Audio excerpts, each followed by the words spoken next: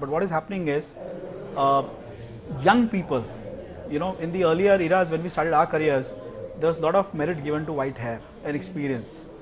I guess with Google and the internet and the world becoming the world's information really at your desktop and at your beck and call, that part is diminishing, and a lot of young people are now in the workplace.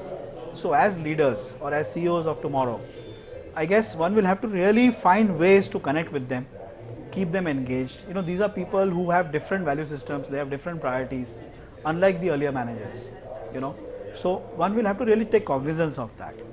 And these are people who have better aspirations, they are more ambitious, they are in a hurry, they are restless. Now if one can really galvanize this in a positive manner, that really will be the challenge of the CEO. And being from the older age group, how do you really empathize with them, connect with them, so that they feel one amongst you?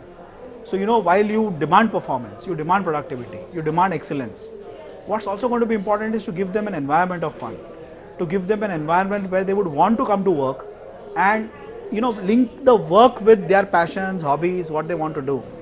The quest for knowledge and information is going to be huge. So getting avenues for people to come interact with them, give them knowledge, broaden their perspectives, all this in a way I would call it how do I put it, the IT companies do it beautifully, almost a university kind of a campus feel while they work, so they don't feel they're out of the college yet. I guess media companies, ad agencies, communication companies will have to marry that part, because the youngsters, it's really going to be a new ball game when it comes to people management. And to a leader, people management skill is, I guess, the most important skill. So that's where it is. Yeah, of course, keeping abreast with digital update, every 3 months life changes in the digital world, in the social media world.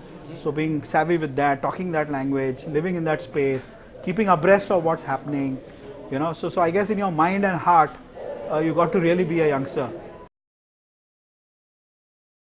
See, I'll tell you what, ideally it should not happen, because if the insight is relevant and well researched, and if the story is very clearly and simply told, then the issue should not happen. I guess the urban audience, the upper end audience got the connection. I don't think it was difficult. In fact, they appreciated the uniqueness of the idea. So that part I don't see a problem.